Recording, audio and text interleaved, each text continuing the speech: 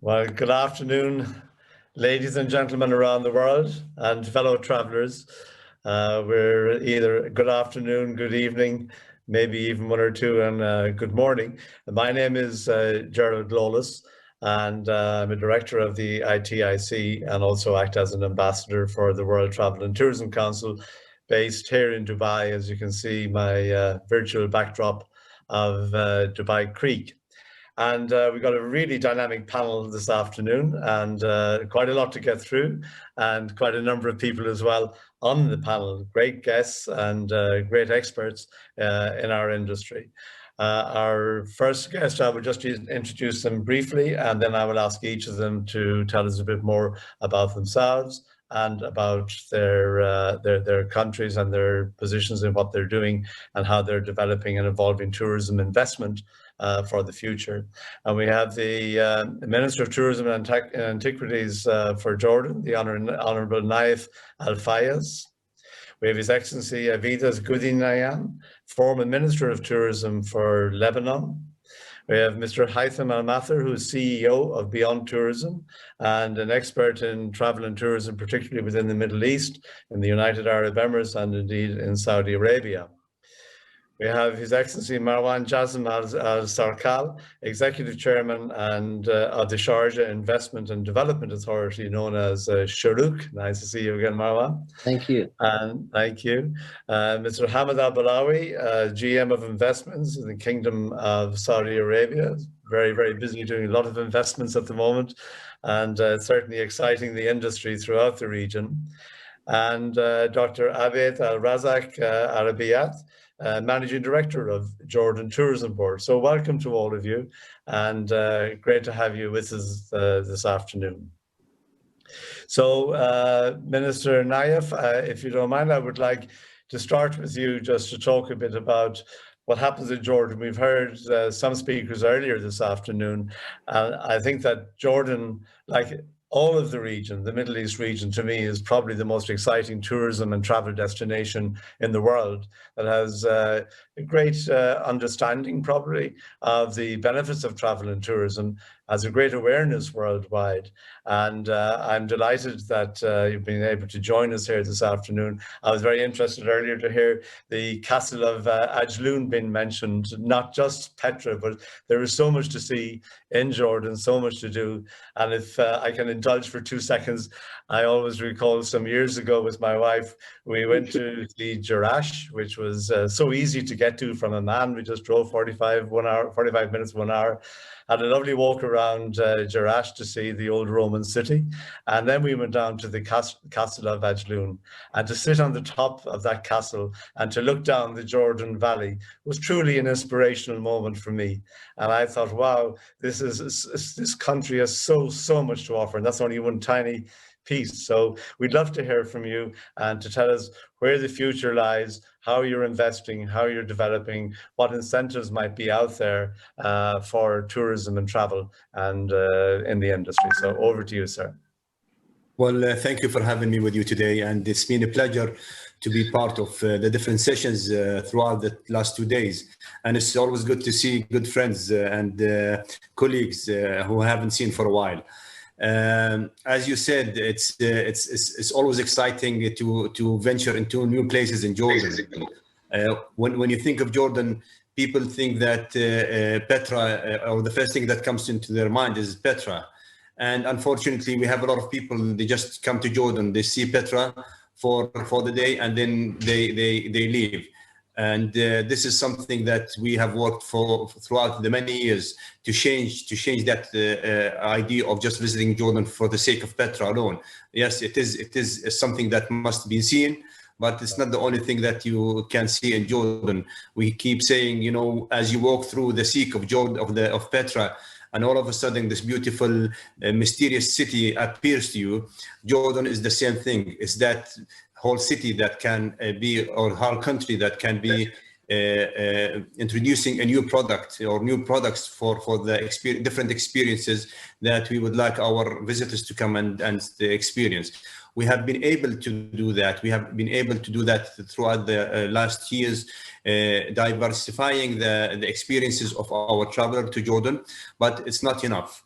Just yesterday, I mentioned that on one of the panels before. Actually, we signed off a letter for a company that's going to be doing a kind of a mapping for the area of Ajloon, just to also look at the different potentials. Not only the beautiful castle, as you said, but the ecotourism, the adventure tourism, the different kind of tourism that could be introduced not only for Jordanians who are very familiar with Ajloon, but also for our international travelers. And in particular, I'll be very frank with you, our travelers from the GCC countries. You know, we have a lot of our friends and who come from the GCC. When they come to Jordan, they are more familiar with some parts of Jordan than Jordanians. They go and say, where is the we need more investment in these places. We need to see more facilities in these places, and we understand that. And this is why, as I said, the map has been, the agreement to come up with the map so that we can introduce what investment opportunities can be there. And this is an opportunity, I think, for us, even with what happened with the COVID, as people are more aware of nature and the preservation of nature and the importance of the environment. They want to see, I think, a combination. And I think it's a whole different segment. You don't have to see crowdedness in this area. It could be an experience for the visitors to be part of nature, also keeping the area as less crowded as possible.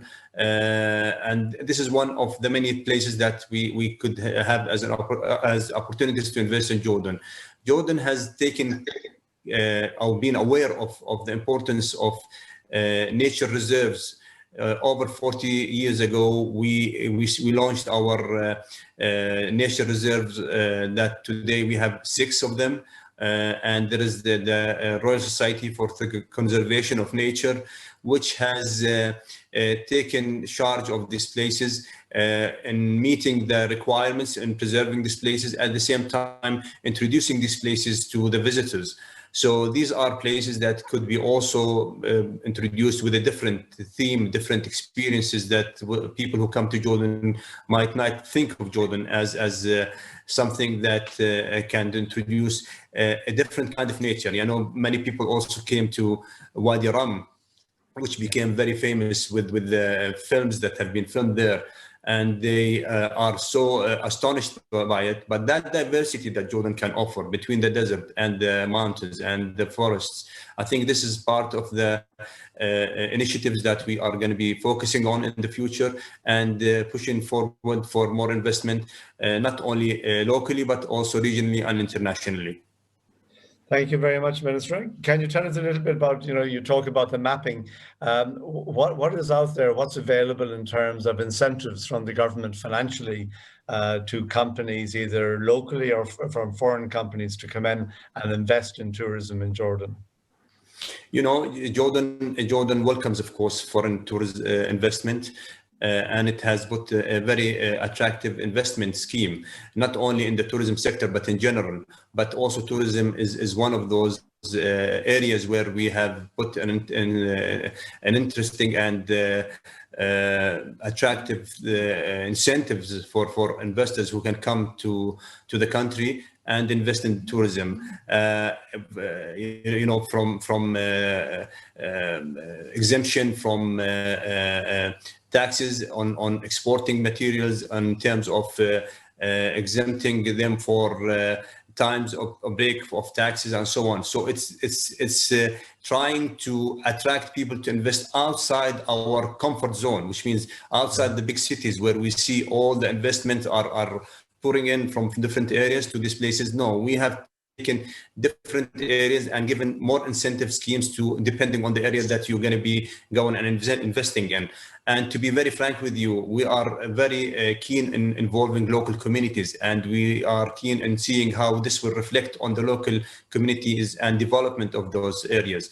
As I said to you, we looked at Ajloon as a comprehensive area, not only just a segment of the castle and surrounding area of the castle. We are doing a whole mapping the area, because there is the agricultural aspect of it and the tourism, where we can combine it to the two of them, and the forests that are there. So this is as one example. The same thing goes to other governments within the country. Different schemes have been given and incentives so that we can attract. I'll be more than happy to because it's a whole booklet, to be very fair to the investment bureau here. They have put a very attractive booklet, and it's not fair just to come and summarize it in 2 words, but it is something that we are encouraging, as I said, not only locals but also regional and international investors to come and invest in the country. And as you know, foreigners are able to get ownership of their investment 100%, or they can also be partners with locals or other international entities. Excellent. Well, thank you very much, sir. And we'll now go on to His Excellency Avedis Guidanian. I hope I'm not mispronouncing your name too much. You tell me, how do I say it? It's Guidanian. Guidanian. Okay, well, that's to do with a bit of spelling as well. Sorry about that, sir. It's okay. Guidanian. And you know, I'm really delighted that we've managed to get you from Lebanon to participate, because again, you know, for people, as His Excellency the Minister for Jordan just said, you know, so many people in this part of the world really look upon the Middle East as a place to travel to enjoy, to go and see. And again, I've been very fortunate in past years to have gone on a great ski trip with 25 friends from Dubai, where we overnighted in Beirut, and then we drove up not to Faraya but to Cedars, which was great. really amazing, and just a little hidden gem in the middle of the mountains. And I hope it still manages, despite the situation with Syria and everything, but I hope it still manages to get some business these days. But I would love to hear what your plans are, how you are going to push Lebanon as a place that obviously people love to come and visit, people need to visit, not only from your diaspora, but also from all the very many millions of friends of Lebanon that you have around the world. So, first of all, thank you, Mr. Gerald. Thank you for inviting me. I have 2 close friends here, Mr. Haitham and Mr. Razzaq. Even he's lost a good weight, I think, huh? So I didn't notice you at the beginning. So unfortunately, we don't have much to talk about tourism in Lebanon, because you know the economical situation and the political instability since October 2019, and we had our big event at the 4th of August, the explosion of our port, and so on.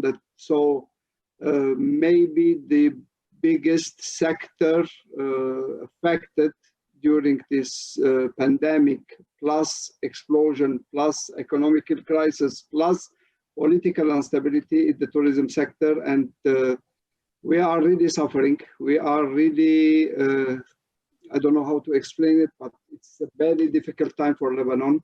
Even though Lebanon, I think every one of you know about him, know that it was the best touristic destination in the Middle East 10 years ago or 20 years ago. And I may say in 2018, 2017, 2018, and the first 6 months of 2019, we were having good numbers as number of tourists, as income from touristic sector, and we were on the right track. And unfortunately, we had our crisis. So what we are thinking now, and you know, I'm not the Minister of Tourism now. We had a new minister, and we will have a new one in few days, because we changed 2 government in this 10 months. So, but I am in contact with all our key person in touristic sector, and since we are talking about the diversity in tourism in Lebanon, we were talking about leisure. This is something obvious, I think, but we worked on the MICE, we worked on the religious tourism, on the cultural tourism, Even we were the best location for medical tourism, educational tourism. We had such a big potentials in these sectors, but as I said, we are now starting from crash to rebuild our sector and to really try to catch some interesting or interested tourists or travelers to Lebanon. We are really in a bad situation because of the inflation of our lira, but this will be our Lebanese lira.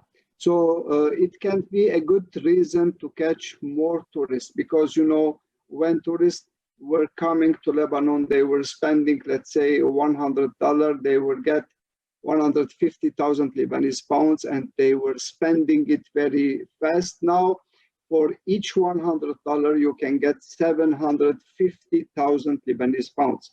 It's times 5. So, and the prices in the sector of tourism in restaurants and hotels are multiplied in the best case by 2. So you will have by your 100, you will get 2.5 times what you had to get it at the past. This is the best, I think, point that we will work on it in order to really recatch our place in tourism. I will not talk about Baalbek, about Tyr, about our really 3,000 religions, cultural, tourist, historical places. I will not talk about our sea. I will not talk about our food, our cuisine. And I think every person in the Middle East and mainly in GCC countries know Lebanon very well. We were working on the European market and we had a big success there, but we will really try to find a new way to promote Lebanon. But in order to not talk too long, we have another potential in Lebanon. Now that we are going to rebuild our capital, Beirut. So we have around 60% of our restaurants and hotels totally destroyed. So this is more bad than the coronavirus pandemic. And believe me, this is the case in Lebanon. So we have to really work on the investment in this sector. And I think it will be a good investment, maybe a long-term investment. But it's the time to do it now because everything is really easy to get it by a small amount of money and then to try to work on it. But I think it's not, we are not working as we should to promote this issue. So let me brief it to tell you that we will try to reorganize our sector and rephrase our messages for promoting Lebanon, and then we will work on investment in this sector. I hope that in this panel and other panels we will try to explain how Lebanon can be helped through investing in tourism in Lebanon, and it's a win-win situation for everybody. Thank you so much for this occasion and also opportunity. I hope we will see each other soon again. Thank you. Well, thank you very much, sir. I tell you that I'm sure I speak for everybody when we say that our really good wishes and our love for Lebanon comes very much from the rest of the region. And I'm sure that there will be the kind of investment that you're looking for. And we always respect so much the resilience of the Lebanese people in coming back. And what you describe in Beirut, we've seen with Martyr Square coming back to what it became. And we know that you can do it, but we wish you very much all the best. And thank you for sir. Thank you. Speech. Thank you. And now Haitham, the expert beyond tourism and a great friend. And I know you've done so much in terms of evolving and developing the tourism product of the Emirate of Razzaq. here in the UAE, and also that you're very involved in advisories with the Ministry of Tourism within the Kingdom of Saudi Arabia as well. So we'd love to hear from you. Thank you, Haitham. Thank you, and I'm here amongst friends and colleagues. Hammad also is a colleague, and Nayef is a colleague, and officially congratulate you on your reappointment. This is really great for Jordan and great for the region. And Razzaq, you're looking very, very good with that weight loss. Yeah. Give us the recipe. Marwan also is a very close friend and an ex-colleague. We worked together, obviously, during my days in the UAE. But look, I think the discussions, Gerald, that you wanted to talk about was mainly on focusing on really sustainability and sustainable investment in tourism development as a whole. And I think if I just, if you allow me to shed some light on some of the points that Minister Nayef had discussed within Jordan, and actually, you know, Jordan has led the way in adopting the preservation of heritage and culture, and actually led the way in building that sustainable future for tourism and engaging the community and engaging the citizens of Jordan. And it's really unique, I guess, to the region in some cases, other than our own country, Lebanon, where you are always met with, you know, the citizens of the country, whether you're in a taxi or you're checking in at the reception or you have a tour guide.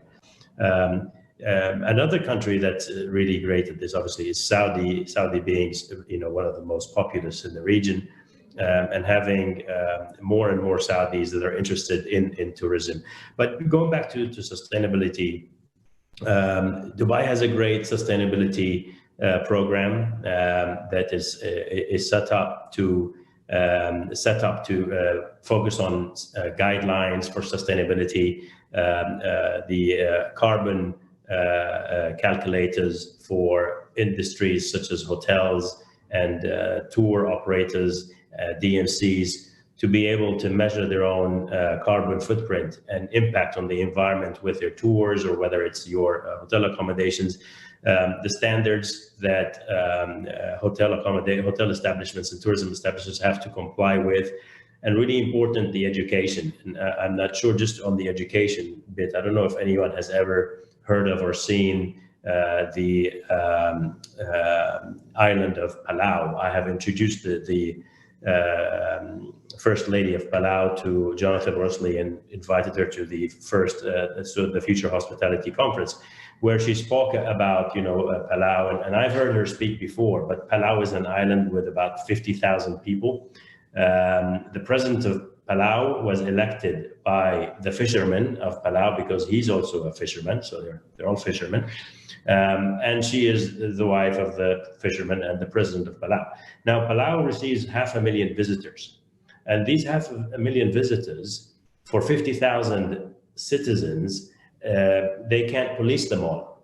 So they decided to launch something called the Pledge of Palau. So when you go to get a visa to go to Palau, you have to sign this pledge that you will not feed the animals, you will not harm the environment, you will not litter. So you become responsible of your own actions when you visit Palau because you've made that pledge. So that's one action of a small island that took responsibility for, you know, driving sustainability and sustainable tourism. But that's only one side of the sustainable goals. If you think about protecting the environment, life on the water, life on the land, then comes the wider aspect of how do we set parameters across the region. You know, Saudi's got the giga projects, right, that are geared towards a sustainable future.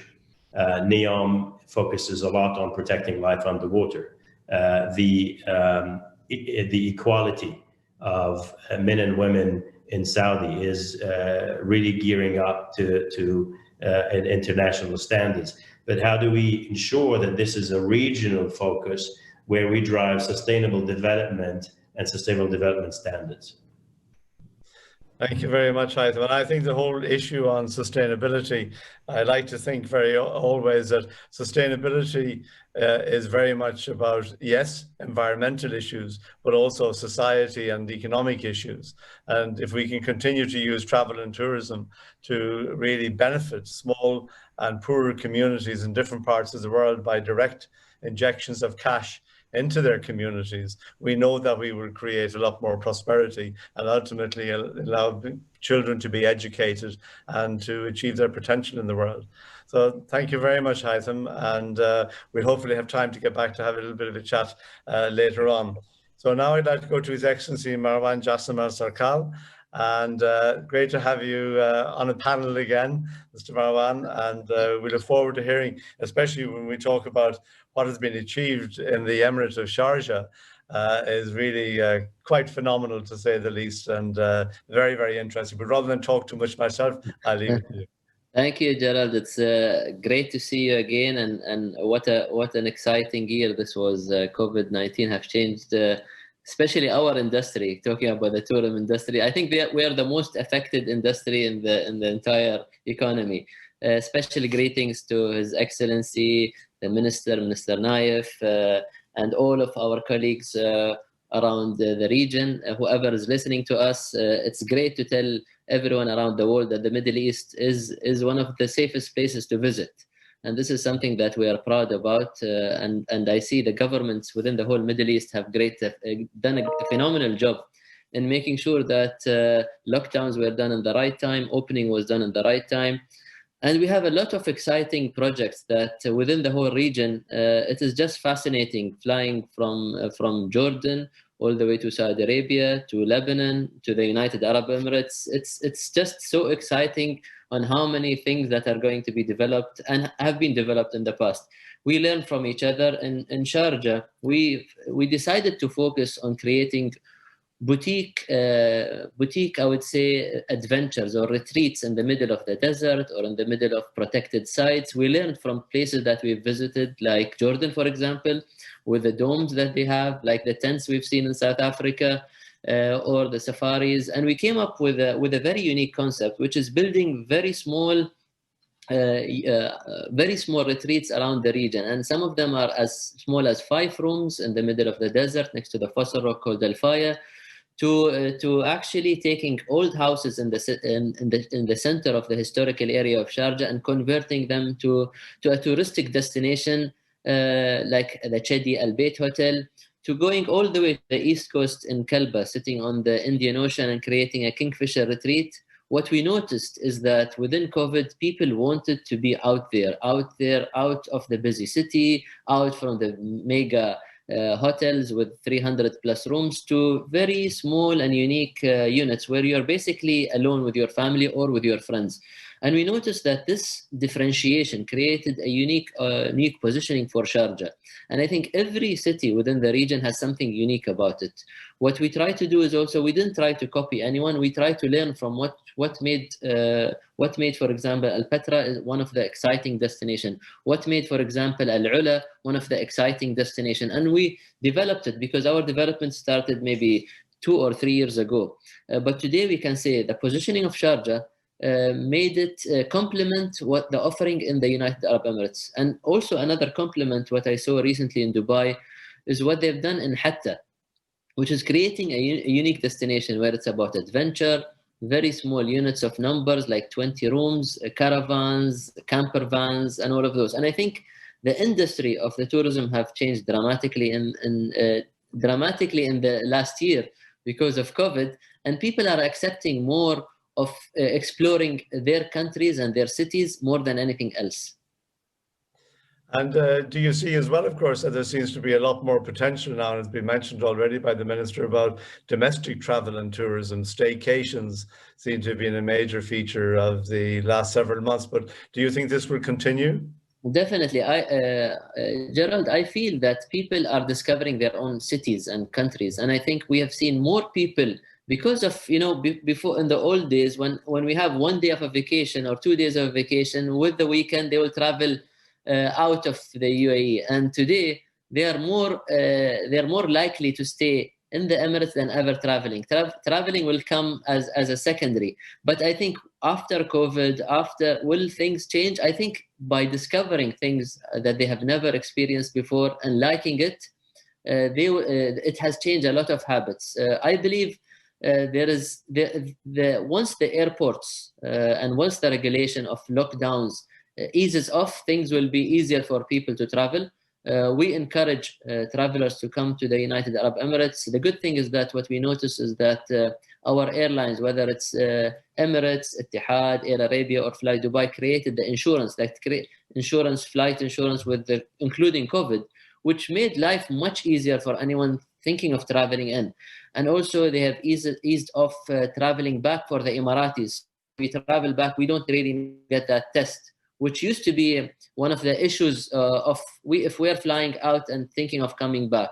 So now it's not really an issue, which encourages more Emiratis to travel out. But yet I think that because we have a lot of unique, I would say unique destinations to visit, whether it's going through the mountains or going to the historical areas or the archaeological sites, I think there is a lot to be developed in this sector. When you see this, for example, in Kalba, would you be able to give examples? Are there incentives out there for public-private partnerships to develop these particularly sensitive ecological areas? Definitely. So in Kalba, what we try to do is basically, Kalba has this unique mangrove site where you have the water channels and you have the kingfisher bird, which is known for that location. The idea was to develop something that is unique, not huge investment. As long as the government prepares the infrastructure, we come up with an investor or a partner that will build those structures, which in the Kingfisher, we tried with the tents. And the tents came all the way from South Africa. We had a partnership with an operator from South Africa. But due to the not knowing the real market here, we opted to choose another operator, which is called MISC. But we are open for other operators or other investors to come and invest into Kalba. We have also the mountain. It's a very well-known area for trekking. It is also known because of its wadis. We also, within our pipeline, currently are developing the safari park, which is the biggest safari out of Africa. And it's going to be located in Sharjah, in the central region of Sharjah. And we are going to put a very nice resort or a lodge in that with only 35 rooms. We are open for private partnership. Shurooq is all about opening up for the private sector to come. We create the platform, but we encourage investors to come and invest with us. And a lot of new laws have been introduced over the last few days and weeks in the United Arab Emirates, encouraging inward investment and residents to stay in the United Arab Emirates. But we're not only talking about small eco-lodges. We also, when we come to the Kingdom of Saudi Arabia and Mr. Hammad Al-Balawi, we really look forward to hearing from you, Hammad, about the ongoing developments that you have within the kingdom and how much is actually committed already. And give us some timelines as well, because everybody's asking, when will the first places start to open? Will the money keep coming to develop these incredible projects that has really opened up the kingdom so amazingly? Good afternoon to you, Gerald. Good afternoon, Your Excellencies, guests. It's a pleasure to be here, and it's unfortunate that at an event like the ITIC and the WTM, we're not there in person. But hopefully in years to come, we'll be able to relive those experiences in great networks. Gerald, you introduced the different countries through your personal experiences. So hopefully next time you get to have a personal experience in Saudi Arabia so that you can vouch yourself on the amazing experiences that we have in the kingdom. So you owe us that at least. I have to come in here. I first visited the Al Khazama Hotel in about 1979 from Dubai, long before you guys were around. Fantastic. Many more experiences hopefully in the future. Answering your question, Gerald, and then maybe referring to some contextual context on where we are in the kingdom. We started by designing our North Star, so our national tourism strategy, early in 2019, and we managed to get the support and help of experts across the tourism industry globally to help us really draw out a roadmap to match the ambitions that the kingdom has through its Vision 2030 program, to really enable it to activate and realize its potential in the tourism industry.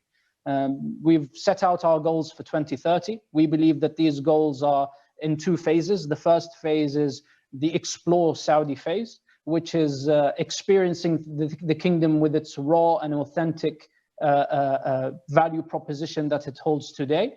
And then post the amazing promises that we have offered to the world, the Giga projects, hopefully by coming to life by 2023, to not just experience Saudi, but to live Saudi. And that's our promise to the world, is that you can live an authentic, differentiated, pioneering, innovative experience through these amazing Giga projects. So that's definitely something that's pivotal to our national tourism strategy. In extension to that, Gerald, we launched our visa program late last year, which is one of the most competitive visa programs globally. We didn't reciprocate treatment. We actually opened up our hearts and doors to the world. 80% of global travelers are welcome to access the kingdom through a 5-minute application that they can fill online, opening up our doors, of course, for them to come and experience the wonderful experiences that we have in the kingdom. In addition to that, last year we inaugurated what we call the Saudi Seasons. Through this government-led program, we try to really showcase the amazing opportunities that we have in the areas of culture, sports, and entertainment across the different cities in the kingdom. These enabled us to host global events like the Formula E. We've recently announced us hosting the Formula One. Recently, we've hosted global concerts. And really, we've opened up our borders for us to see the world and for the world to see us as well. Most recently, and of course, no conference is complete these days without the COVID reference. We've tried to support the sector so that we don't halt our efforts. We've created economic stimulus packages to help the private sector overcome the financial burdens that they've carried because of this global pandemic.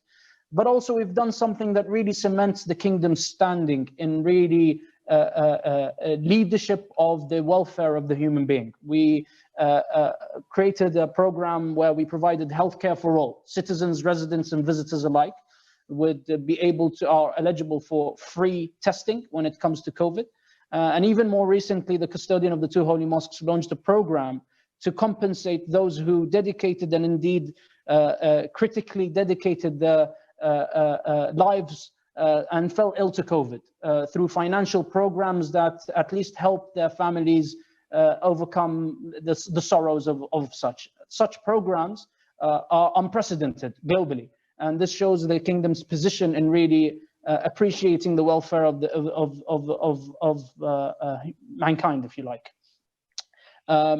In terms of the seasons, we launched the summer campaign we called Breathe, translated by Arabic in Tanaffas, which basically translated, during the lockdown period, we opened up our campaign to really showcase the amazing tourism opportunities, starting with domestic tourism in its first phase.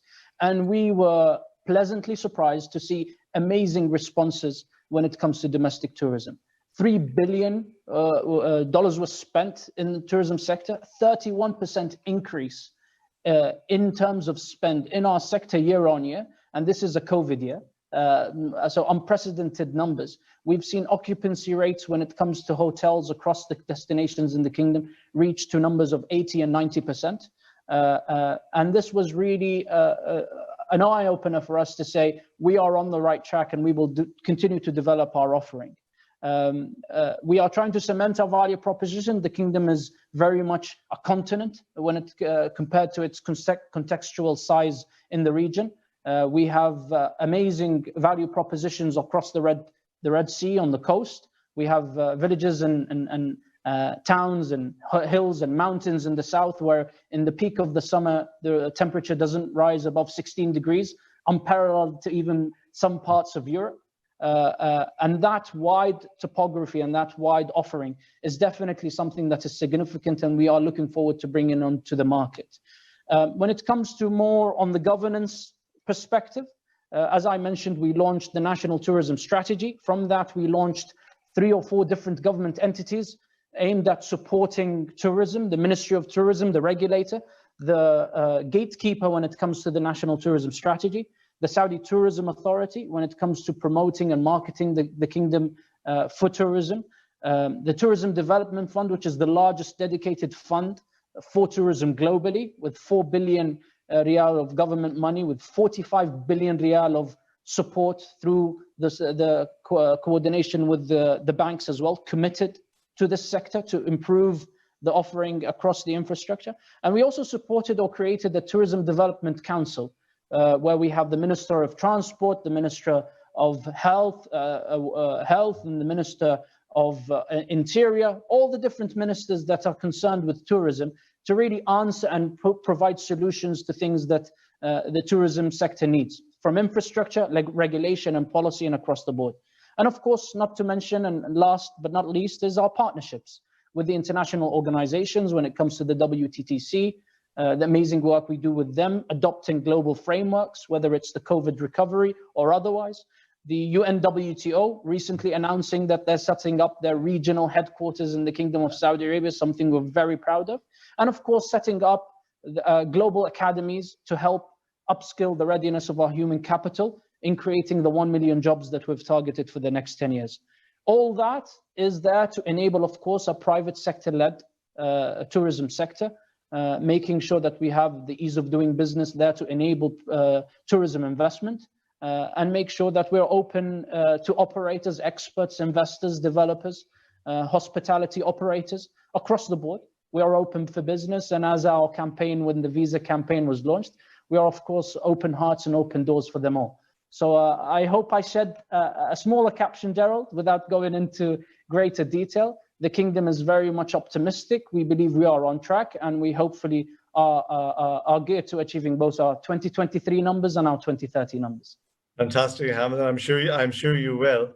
And I don't know how you sleep at night, because you mustn't get much time with so much going on. But it is something that's truly exciting within the region, and I think will be a game changer throughout the whole of the region for people to understand. It's also so nice to hear you talk about how the caring aspect of society in this part of the world, which I think is often overlooked in other parts. And now, Dr. Abed Al-Razzaq, you've been extremely patient. We started with Jordan, and we're concluding with Jordan, which is very appropriate. And again, as director of Jordanian, managing director of the Jordan Tourist Board, I'd love to hear from you as well.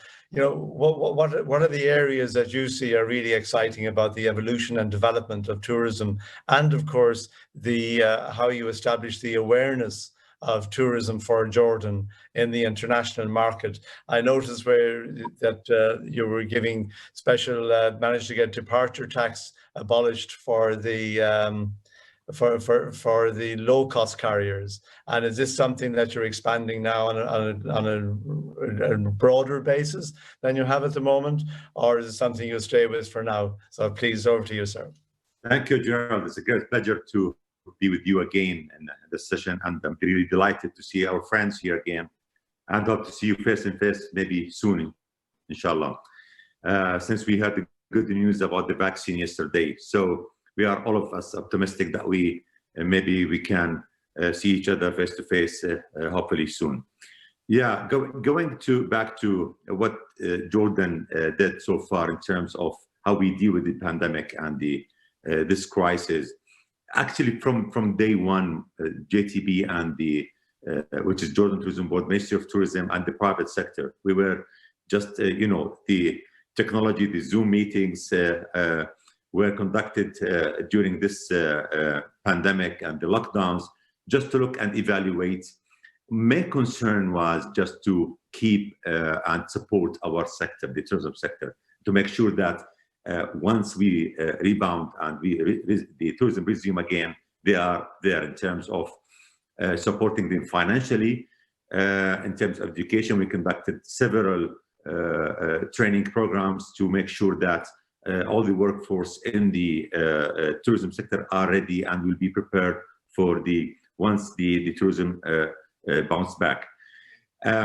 We focused as Jordan Tourism Board in terms of how to promote the country. We enhanced our content. So the paradigm shift in the technology and digital transformation that happened, and we witnessed through the pandemic, and the initiatives and the new ideas that came up from locals, international, global associations, how we just utilize it in terms of how to introduce and to utilize it, how to market the country.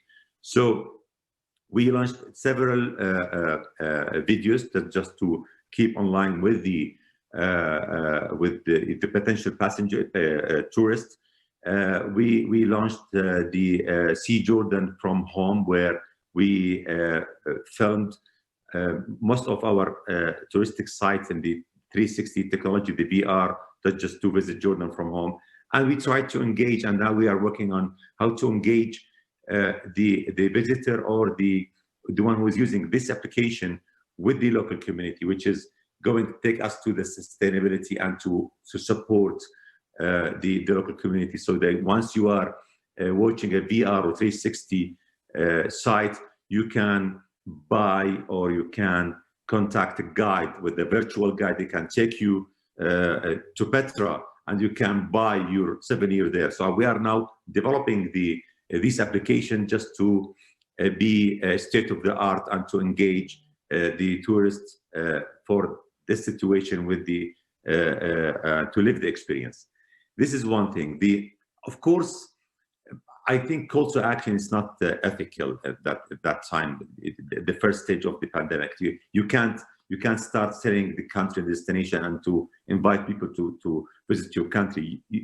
We launched several videos just to show solidarity, that we are with you, we are in the same situation, and just engage these videos and to remind people of the fantastic and the hidden gems of Jordan.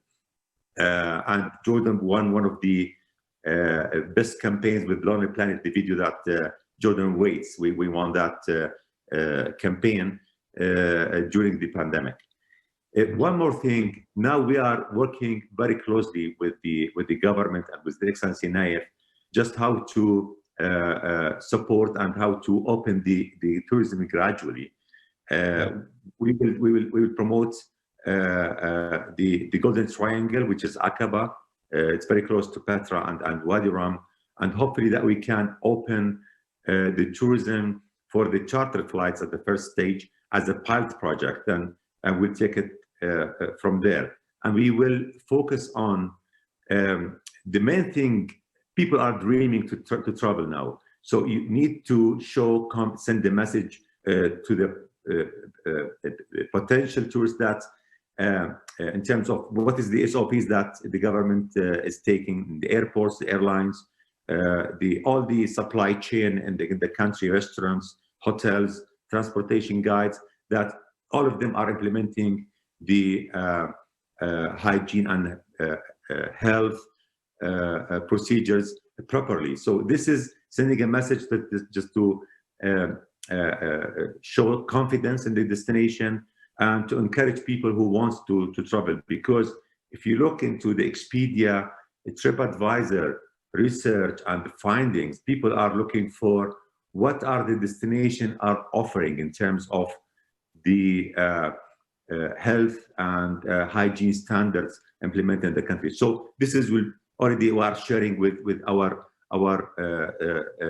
potential passengers and the tour operators and airlines. And last thing, I had a meeting today with Ryanair and EasyJet and Wizz Air, WTM. We are looking forward to just to resume back, and we will continue our partnership with them and supporting them by bringing them to Jordan, because it was really a paradigm shift in terms of the numbers.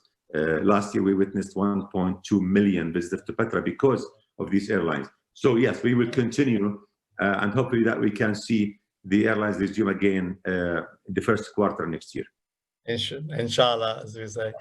And sorry to, I've been getting frantic messages coming up here saying you ran out of time some time ago, Gerald. I said, sorry. But I am conscious as well that Haitham, we didn't really give you much of a chance to say anything. You are the man that has spanned so much of this region. So I will surprise you by giving you a 30-second wrap up. What have you got to say? And I'll use it to say I had the great opportunity to learn from the the teams and the colleagues who have shared their experiences in building sustainable products and building experiences. And I can go on and on about sharing my experiences, but I think it's what's really important now is I think sustainable tourism development is high on everyone's agenda, and we can see that whether it's in Jordan or in the UAE or inshallah in Lebanon when the situation is better. Saudi is obviously working hard to lead the way in tourism in the region, and sustainable tourism is very high on their agenda as well. I am now in Saudi in Riyadh. As you know, I work just opposite the building from Hammad. He's in the ministry, I'm in the authority. We can almost hand the coffee to each other. That's how close we are. So in a nutshell, I think, look, really nice to see that direction that Sharjah has taken, especially with the lodging and the fact that we see this coming into Saudi. There's a number of sites. There's also an initiative now in Saudi where we are actually working with Hammad and the team on developing eco-lodges, if you like, sustainable eco-lodges and the experiences around them with engaging the communities. Rural development is also quite high on the agenda for Saudi, and that really complements the whole sustainable agenda. That's a minute and 35 seconds, not too bad. Thank you very much for that, Haitham. And I must say, just personally, it's always been a great pleasure of over 40 years in this part of the world with my beautiful Dubai and my virtual background. It's a great pleasure to work with all of you. And as the only non-Arab on this session, I must say, what a wonderful journey I've had in my life of being able to be in the Middle East. And thank you, gentlemen, for your fantastic insights. And I wish all of you the best of luck with everything in the future development of our incredible industry. Thank you so much. Thank you very much. Gerald, and thank you all. Bye-bye. Thank you. Bye. See you. Bye.